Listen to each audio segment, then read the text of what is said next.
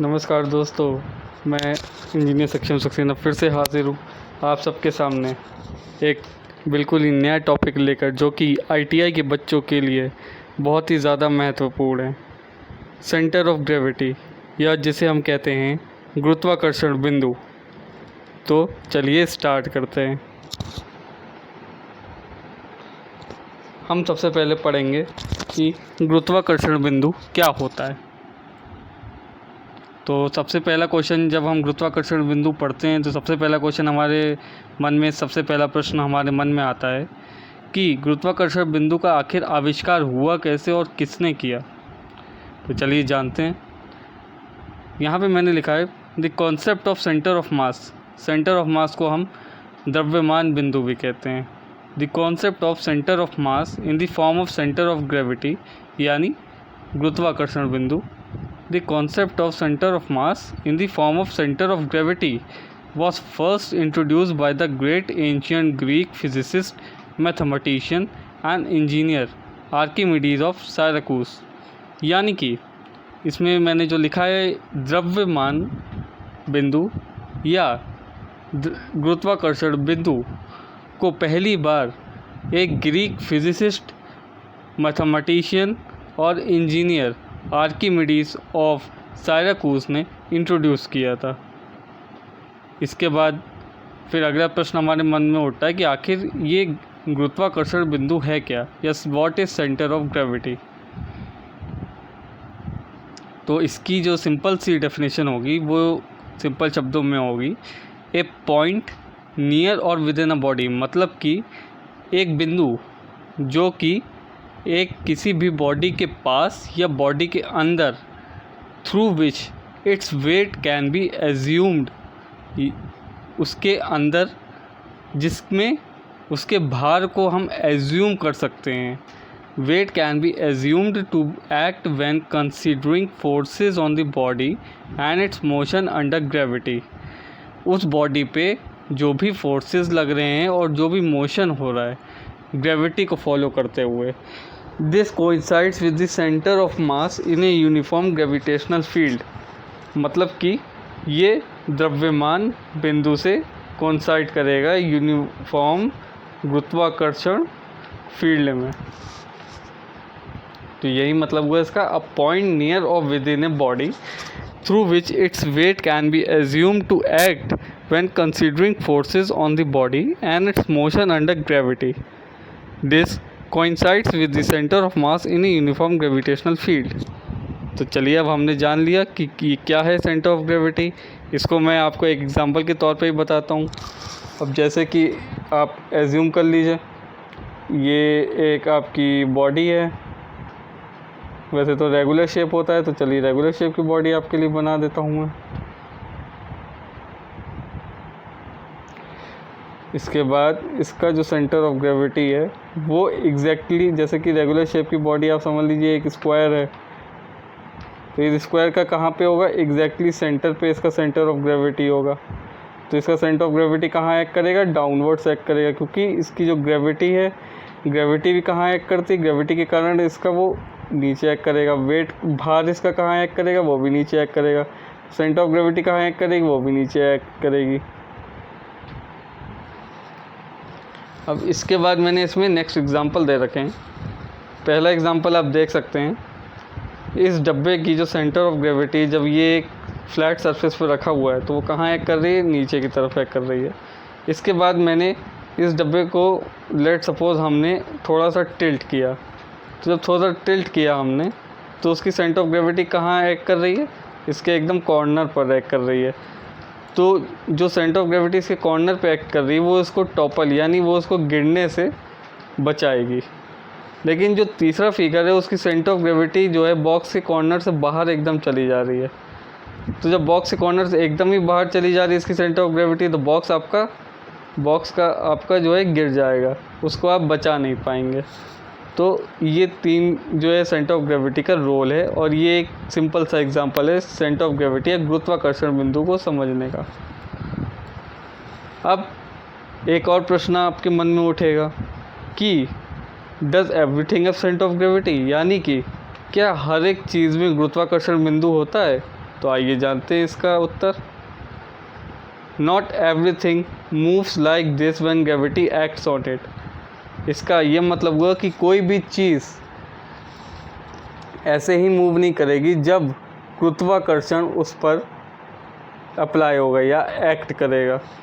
Even so all object behave as though their mass, यानी कि द्रव्यमान जो कि डिफरेंट मटेरियल से मिलके बना होता है, उसका जो सेंटर ऑफ ग्रेविटी है, उसका जो गुरुत्वाकर्षण बिंदु है, वो आपका कॉन्सेंट्रेटेड होगा एक पॉइंट पर पूरा। फिर उसके बाद लिखा है simple object like a ball. मैंने आपके बॉल भी बना के दिखाई है, आपके बगल में आपको बॉल दिख रही होगी। A simple object like a ball has its centre of gravity in A various obvious place right at its corner. अब जैसे कि ये एक यूनिफॉर्म बॉडी है, ये एक गेंद है, ये एक गेंद है, तो इस गेंद का बड़ी ऑब्वियस सी बात है, बड़ी वेल नोन बात है कि इसका जो गुरुत्वाकर्षण बिंदु होगा वो कहाँ लाई करेगा, वो एग्जैक्टली बॉल गेंद के मध्य में लाई करेगा। तो this is centre of gravity और यह गुरुत्वाकर्षण बिंदु। अब हम समझते हैं कि सेंटर ऑफ ग्रेविटी का ह्यूमन बॉडी में के कैसे एक्ट, मतलब क्या रोल होता है, यानी कि गुरुत्वाकर्षण बिंदु का हमारे शरीर पे कहाँ पाया जाता है या क्या रोल होता है। अब इसमें हम एक और प्रश्न आपके मन में आएगा कि ये क्यों इम्पोर्टेंट होता है। तो the centre of gravity of the human body is a hypothetical point, यानी कि जो आपका गुरुत्वाकर्षण बिंदु आपके मानव शरीर का एक मनमाना पॉइंट होता है, यानी कि आपने एक एज्यूम या मतलब गेस की सोचा होता है एक पॉइंट जिसके अराउंड या जिसके आसपास फोर्स ऑफ ग्रेविटी यानी गुरुत्वाकर्षण का बल, मतलब गुरुत्वाकर्षण का बल दिखाई देता है कि वो एक्ट कर रहा है। It is the body at which combined mass of the body appears to be concentrated, यानी कि ये एक बॉडी है जहाँ पे पूरा मिला जुला द्रव्यमान एक ह्यूमन शरीर का दिखाई देता है कॉन्सेंट्रेटेड होते हुए। Because it is an hypothetical point, क्योंकि ये मनमाना पॉइंट है, तो गुरुत्वाकर्षण बिंदु need not lie between physical bounds of an object और पर्सन। तो इसका मतलब ये नहीं कि जो आपका गुरुत्वाकर्षण बिंदु है वो आपके शरीर के मध्य में या शरीर के ही किसी भाग में हो। ये भी हो सकता है कि आपका गुरुत्वाकर्षण बिंदु शरीर के बाहर भी हो। अब जैसे कि आप कुर्सी पर बैठे हैं तो आपका जो गुरुत्वाकर्षण बिंदु होगा वो आपके शरीर के बाहर होगा। ये एक सिंपल सा एग्जांपल है गुरुत्वाकर्षण बिंदु। जब आप खड़े हुए हैं तो जो ग्राउंड की रिएक्शन फोर्स है वो आपके अपोजिट डायरेक्शन में एक्ट करेगी ग्रेविटी के या गुरुत्वाकर्षण के, और जो आपका सेंटर ऑफ ग्रेविटी वो आप देख सकते हैं कि ये आपका कहीं ये शरीर के कमर पे मिल रहा है। तो मैंने ये आपको लेफ़्ट साइड से इस शरीर का पॉइंट दिखाया, ये अब इसके फ्रंट साइड से दिखाता हूँ। तो आप देख रहे हैं कि ये आपकी कमर के एक साइड पे गुरुत्वाकर्षण बिंदु का पॉइंट आपको मिल रहा है। इसको वैसे तो हम जो लिगामेंट होता है हमारे जहाँ पे हम ये खड़े हुए हैं, इस लिगामेंट को हम कहते हैं इलोफेरोमल लिगामेंट। अब हम समझते हैं कि गुरुत्वाकर्षण बिंदु कारों में कहाँ होता है, यानी गाड़ियों में कहाँ होता है। तो सबसे पहला पॉइंट है in the automotive industry. Automotive industry वो होती है जहाँ पे आपकी गाड़ियाँ या आपके ट्रक या व्हीकल या जितने भी 4 पहिया 2 पहिया वाहन बनते हैं वो ऑटोमोटिव इंडस्ट्री कहलाती है। तो इस इंडस्ट्री में जो आपका गुरुत्वाकर्षण बिंदु की जो हाइट है वो बहुत ही ज़्यादा इसेंशियल पैरामीटर होता है, यानी बहुत ही ज़्यादा ज़रूरी इसका पॉइंट होता है। अब नेक्स्ट पॉइंट में मैंने लिखा है कि the lower the centre of gravity, यानी कि आपका गुरुत्वाकर्षण बिंदु जितना कम होगा उतना ही ज़्यादा कार और ट्रक की स्टेबिलिटी होगी, यानी कि कार और ट्रक पलटने से बचेंगे। यही रीज़न है कि जो आपकी एसयूवीज़ होती हैं, एसयूवीज़ यानी कि जो आपकी बड़ी कारें होती हैं जैसे फॉर्च्यूनर, इनोवा, वो उनकी जो पलटने के इश्यूज़ हैं वो सबसे ज़्यादा आते हैं कार्स के कंपैरिजन में। क्योंकि वो जो है रोड से बहुत ही ज़्यादा हाई होते हैं और उनका जो गुरुत्वाकर्षण बिंदु होता है तो वो भी ऑलमोस्ट बहुत ज़्यादा हाई होता है। अब इसमें आप देख रहे हैं जो एरिया देख रहे हैं आप यहाँ पे, जो बेस एरिया देख रहे हैं और जो इसका सेंटर ऑफ ग्रेविटी है और प्लस इसकी लीनिंग आप देख रहे हैं, तो ये इसका मतलब क्या है, यहाँ पे ये हाई सेंटर ऑफ मास वाला केस है, यानी कि कार जो है यहाँ से पलट जाएगी, यानी यही केस होता है आपके एसयूवीज़ में। अब यहाँ पे आप देख सकते हैं कि आपका सेंटर ऑफ मास यहाँ पे, क्योंकि बेस आपका बहुत ज़्यादा चौड़ा है, बेस आपका चौड़ा है, तो ये जो आपका सेंटर ऑफ मास है उसका बहुत ही ज़्यादा सेंटर जो है इसका बहुत ही ज़्यादा लो है। इसमें तो बहुत ही ज़्यादा हाई था, तो इसमें बहुत ज़्यादा लो है, तो इसमें जो है कार के जो पलटने के चांसेस हैं बिल्कुल ही ना के बराबर हैं, बिल्कुल ही कम है।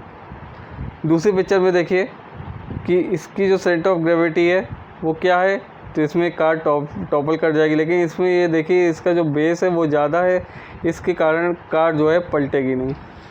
इसका जो सेंटर ऑफ ग्रेविटी है वो सेंटर के बिल्कुल ही पास में, जो सेंटर ऑफ मास है यानी द्रव्यमान बिंदु है वो बहुत कम होगा। ऐसे ही नीचे बस में देखिए एक सर्टेन एंगल पे जब तक बस टिल्ट है तो जो गुरुत्वाकर्षण बिंदु है वो सेंटर पर एकदम लाई करेगा, वो बीच में एकदम मतलब कम सेंटर पे लाई करेगा, और जहाँ उसका थोड़ा सा एंगल बढ़ता है तो ऑब्वियस सी बात है कि उसका जो सेंटर है वो कुछ हाई हो जाता है और जो आपकी बस है वो टॉपल कर जाती है, यानी कि जो है बस आपकी गिर जाती है। अब हम समझते हैं कि सेंटर ऑफ ग्रेविटी यानी गुरुत्वाकर्षण बिंदु जो आपकी एरोप्लेन होते हैं उसमें कैसे क्या रोल होता है, उसमें कैसे काम करता है। तो इसमें लिखा है मैंने, the balance point that is CG, जो आपका समान स्तर वाला जो आपका गुरुत्वाकर्षण बिंदु है is very important during a flight, बहुत ही ज़्यादा इम्पॉर्टेंट है जब एरोप्लेन फ्लाइट मोड में होता है, because of its effect on stability and performance of the aircraft. अब अगर ये नहीं होगा तो उसका डायरेक्ट असर विमान की स्टेबिलिटी यानी स्थिरता और परफॉर्मेंस यानी कि उसकी प्रोग्रेस या उसकी जो रिपोर्ट आती है प्रोग्रेस रिपोर्ट, उस पर डिपेंड करेगा। It just remain with in careful defined limits at all stages of flight. अब ये जो है सेंटर ऑफ ग्रेविटी इसका अब हर जगह डिफाइंड लिमिट्स में ही होना चाहिए, चाहे वो फ़्लाइट आपकी रनवे पर हो, चाहे आपकी फ़्लाइट वो टेक ऑफ कर रही हो, या चाहे आपकी वो फ़्लाइट लैंड कर रही हो। अब नेक्स्ट पॉइंट है कि the structural length of aircraft, जो स्ट्रक्चरल लेंथ है एयरक्राफ्ट का वो भी लिमिट करेगा maximum weight, also limit the maximum weight the aircraft can safely carry. जो उसकी स्ट्रक्चरल लेंथ है एयरक्राफ्ट की यानी कि प्लेन की, वो भी उसको लिमिट करेगा कि वो कितना मैक्सिमम वेट अपने एयरप्लेन पर ले जा सकता है। ये एक फ़्लाइट है, फ़्लाइट के चारों मोशन होते हैं, आगे की तरफ थ्रस्ट फोर्स लगेगा, पीछे की तरफ ड्रैग फोर्स लगेगा, ऊपर की तरफ लिफ्ट और नीचे की तरफ वेट। और जो इसका सेंटर ऑफ प्रेशर है वो कुछ इसके बिल्कुल ही मध्य में सेंटर ऑफ प्रेशर मिलेगा, और सेंटर ऑफ ग्रेविटी हमको यहाँ पे कहीं मिलेगी फ्लैप्स के जस्ट बगल में, तो that is centre of gravity. अब हम समझते हैं कि सेंटर ऑफ ग्रेविटी रॉकेट में यानी कि गुरुत्वाकर्षण बिंदु रॉकेट में कहाँ मिलता है और कैसे काम करता है।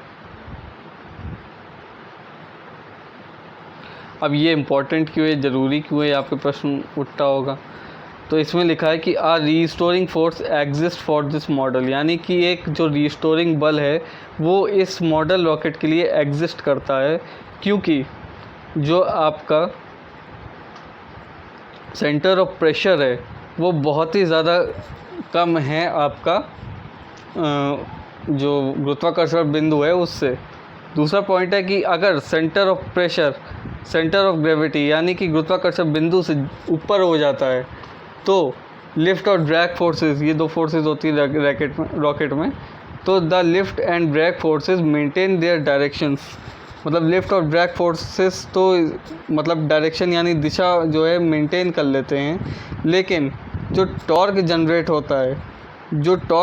होता है वो जो है जिन बलों से जनरेट होता है वो फोर्स रिवर्स्ड हो जाती हैं, वो बल जो है वो रिवर्स हो जाता है।